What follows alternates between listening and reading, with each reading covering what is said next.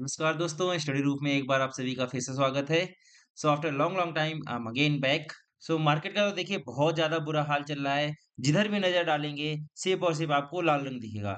Nifty 50 की बात कर ली जाए तो आज नेट नेट करीब 1.25% गिरावट है। ये एक समय इससे ज़्यादा गिर गया था, 1.5% ज़्यादा गिर गया था। निफ्टी इंडेक्स 50 की बात की जाए 1.5% ज़्यादा गिरावट है। निफ्टी बैंक की बात की जाए ये भी 1.14%। फाइनेंशियल सर्विस भी 1% ज़्यादा, मिड कैप 1.5% के करीब करीब गिर गया। वहीं अगर सेक्टर स्पेसिफिक बात की जाए तो निफ्टी ऑटोज को देखिए 2% से ज्यादा गिरावट है। फाइनेंशियल अभी हम लोग ने देखा 1%। एफएमसीजी भी आज गिरा है 0.76%। आईटी की बात कर लिया तो आईटी भी गिरा है। आज सुबह सुबह न्यूज आई थी कि यूएसए में डोनाल्ड ट्रंप ने एंथ्रोपिक को बैन कर दिया। ऐसा लगा था कि शायद थोड़ा बहुत ही पॉजिटिव हो सकता है, लेकिन जैसा कि माहौल चल रहा है इस समय हर जगह सिर्फ आपको लाल रंग देखने को मिल रहा है। निफ्टी मीडिया की बात की जाए ये भी करीब 2% डाउन है।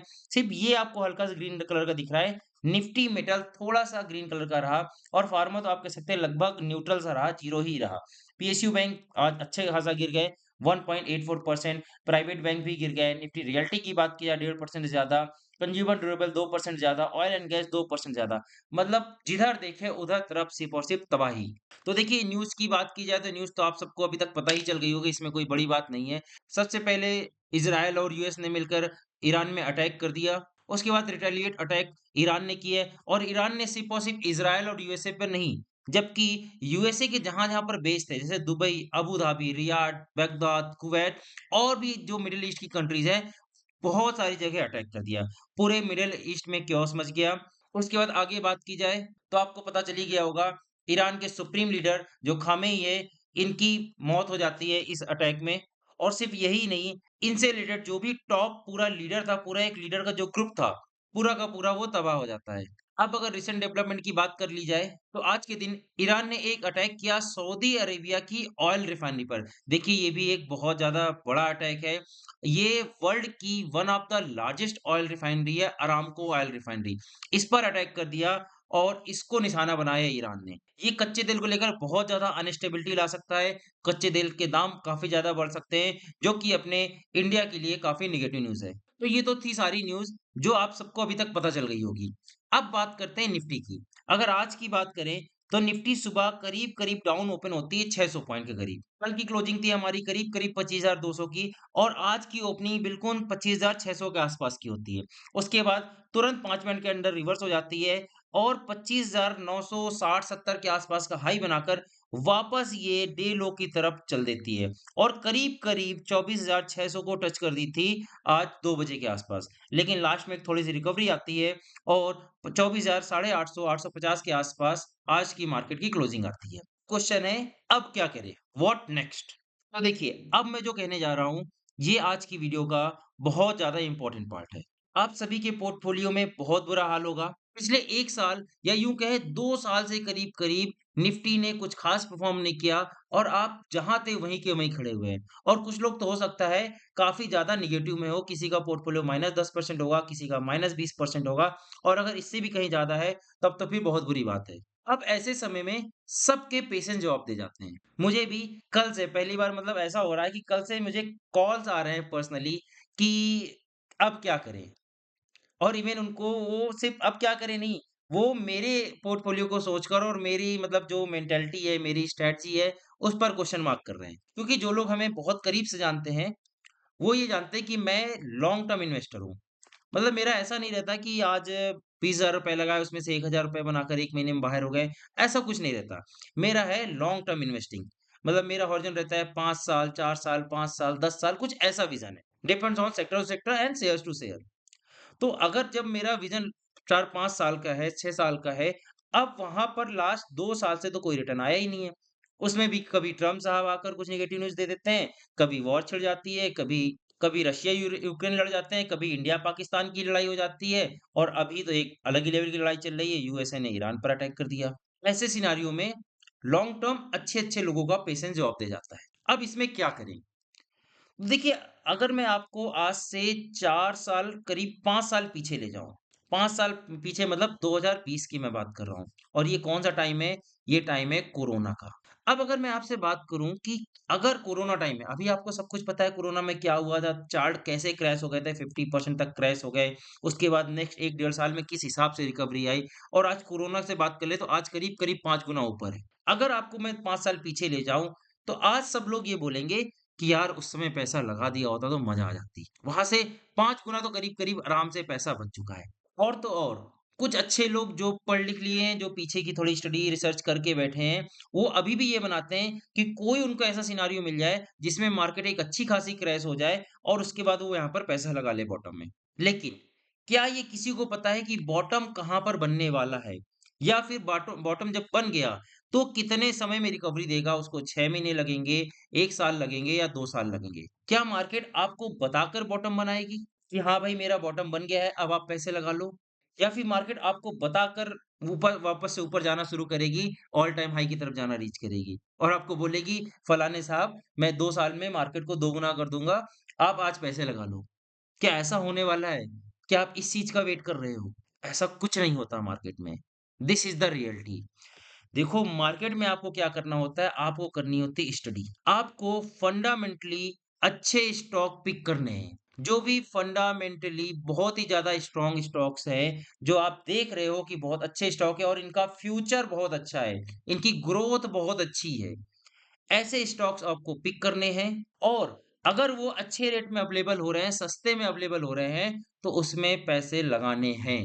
जब भी बुरा समय आता है, तो डर तो लगता है, इसमें कोई दो राय नहीं है, सब कोई डरता है, मैं भी डरता हूँ। We are human, we have emotions, हम सब ये सब से डरते हैं, लालच करते हैं, सब कुछ होता है। बट अगर आपने जो स्टडी की हुई है, आपने एक बार सोचा था कि अगर मार्केट नीचे जाती है, अच्छे रेट में शेयर्स अवेलेबल होते हैं, तो हमें पैसा लगाना है, तो आपको उस समय जितना आपने सोचा था पैसा लगाना, उतना लगाना चाहिए।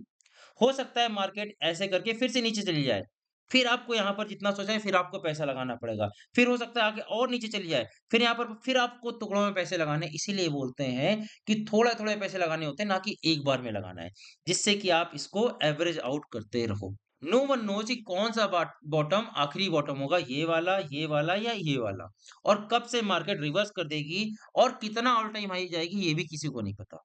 तो जब आप शेयर खरीद रहे होते हैं ना, कई लोग हमसे बोलते हैं कि सर टारगेट कितने पर बेचना चाहिए? टारगेट कैसा होना चाहिए? तो मैं हमेशा बोलता हूँ टारगेट 2 तरह से डिसाइड करने होते हैं।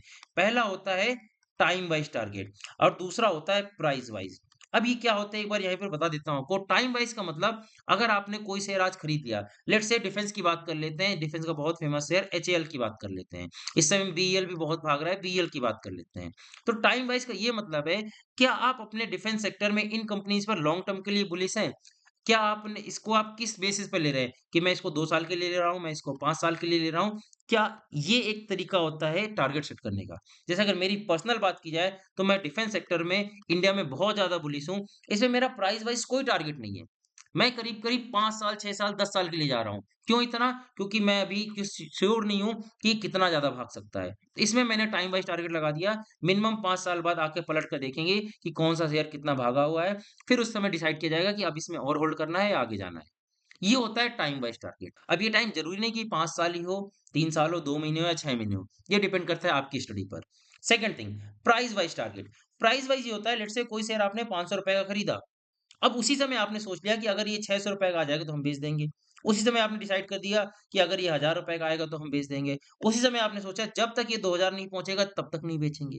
तो अब आपने जो टारगेट जब खरीदा था, जो सेट किया था, आपको तब तक होल्ड करना पड़ेगा। और अगर आप ऐसा नहीं कर रहे हो, सो मेरी बात मानिए, आप मार्केट में नहीं टिक पाओगे, आप सक्सेस नहीं पा पाओगे। हाँ, एक चीज़ इसी वाले टारगेट में एक चीज़ होता है, आपने सोचा 600 का टारगेट है और आपने एक बहुत अच्छा शेयर पिक किया था, ये 600 1 महीने में आ गया। अब आप इसको बेच दिए, लेकिन वो भागता रहा, वो 1000 पहुँच गया। इसमें आपको रिग्रेट नहीं होना चाहिए। आपका टारगेट फुलफिल हो गया, जो आपने सोचा था, यू शुड बी हैप्पी। और सेम टाइम वाइज़ में होता है। कुछ शेयर ऐसे हो सकते हैं, आपने सोचा 2 साल बाद बेचेंगे और 2 साल तक मार्केट वहीं की वहीं खड़ी रह गई, आया ही नहीं। अब आपको 2 साल बाद फिर से डिसीज़न लेना पड़ेगा। अगर आपके पास पेशेंस है, पैसे हैं, तो आप उसको होल्ड कर सकते हैं। आपने सोचा था नहीं मेरे पास 2 साल बाद तो हमें पैसे निकालने थे, हमें पैसे की ज़रूरत थी, तो आपको 2 साल बाद एग्ज़िट कर जाना चाहिए। नो मैटर अब वो अगले 2 महीने में फिर से भाग जाएगा। अगर आप बार-बार टारगेट चेंज करते रहोगे ना, तो आपको मार्केट में पता है क्या मिलेगा? पैसा नहीं मिलेगा, मिलेगा सिर्फ़ और सिर्फ़ रिग्रेट, पछतावा मिलेगा और कुछ भी नहीं मिलेगा मार्केट में। और इस रिग्रेट से बचने का सिर्फ़ और सिर्फ़ एक उपाय है, अपना टारगेट देखो पैसा तो सबको ही बनाना है, कोई यहाँ पर खरीदेगा, यहाँ पर बेचेगा, कोई इसने यहाँ पर खरीदा, यहाँ पर बेचेगा, कोई यहाँ पर खरीदेगा, यहाँ पर बेचेगा। आपको क्या लगता है आप यहाँ पर खरीद के यहाँ पर बेचने वाले हो? ऐसा कभी नहीं होने वाला। आपका टारगेट जो होगा, ये आपको बनाना होगा और कहाँ पर खरीदना है, ये भी आपको डिसाइड करना पड़ेगा। जैसे कि मेरी जो स्ट्रैटेजी होती है खरीदने की, मेरी हमेशा ऐसी होती है कि अगर यहाँ पर आ गया तो खरीद लो थोड़ा-सा, फिर यहाँ पर गिर गया तो फिर से यहाँ थोड़ा खरीद लेंगे, फिर से गिर गया तो फिर खरीद लेंगे। डरना नहीं है, जब यहाँ पर आ रहा है तो बिना सोचे अगर सोचा था हमें ₹10,000 लगाने थे, तो 10,000 लग जाने चाहिए। यहाँ पर सोचा था 10,000 फिर से लगाने तो लग जाने चाहिए। फिर और गिर गया, यहाँ सोचा 10,000 लगाने चाहिए, तो फिर से लग जाने चाहिए, बिना ये सोचे कि क्या ये फर्दर गिर सकता है। No one knows what is the bottom. I hope मैं जो समझाने की कोशिश कर रहा था, आपको समझ में आ गया होगा। ये मेरा इस टाइप का पहला वीडियो है, जहाँ मैं आपको साइकोलॉजी समझाना चाह रहा हूँ मार्केट की, क्या साइकोलॉजी होनी चाहिए, आपका सोच, आपके माइंडसेट, अगर आप मार्केट में सक्सेस होना चाहते हैं, मार्केट में सर्वाइव करना चाहते हैं, तो कैसा होना चाहिए? और बहुत अच्छे-अच्छे इन्वेस्टर कहे गए हैं, एक अच्छा स्टॉक को बुरे समय में खरीदना ही सबसे बड़ी बुद्धिमानी होती है। तो आप ये समझिए, जो आपने स्टडी करके अच्छे स्टॉक छाँट रखे हैं, आज उनका बुरा समय चल रहा है, आज इकट्ठे कर लीजिए, सस्ते दाम पे अवेलेबल हैं, हो सकता है दोबारा आपको मौका मिले या ना मिले। वॉर्स आएँगी और जाएँगी। ये वॉर ना पहली वॉर है और ना ही आखिरी वॉर है। इसके पहले भी बड़ी-बड़ी लड़ाइयाँ हो चुकी और मार्केट आज भी लगभग तो ऑल टाइम हाई पर ही है और ऐसा नहीं कि आगे कोई वॉर नहीं आएगी। तो ये सब चलता रहेगा और मार्केट अपना काम करती रहेगी। आपको अपनी स्टडी पर टिकना है, तभी आप मार्केट में जीत पाओगे, मार्केट में सफलता पा पाओगे। So that's it for today's video. ये कंप्लीटली एक साइकोलॉजिकल वीडियो था। आपको बताना चाह रहा था मैं, इस बुरे हालात पे आपको क्या करना चाहिए। मेरी बात मानिएगा तो आखिरी बार बोल रहा हूँ, अगर नए पैसे नहीं लगा सकते, तो पैसे निकालिएगा मत, बने रहिएगा। बने रहेंगे, डटे रहेंगे, टिके रहेंगे, तो एक दिन पैसा आपको ज़रूर मिलेगा। So let's end up this video with this positive note. मिलते हैं नेक्स्ट वीडियो में किसी नई नॉलेज के साथ। जब तक हँसते रहें, मुस्कुराते रहें, कीप लर्निंग, कीप ग्रोइंग।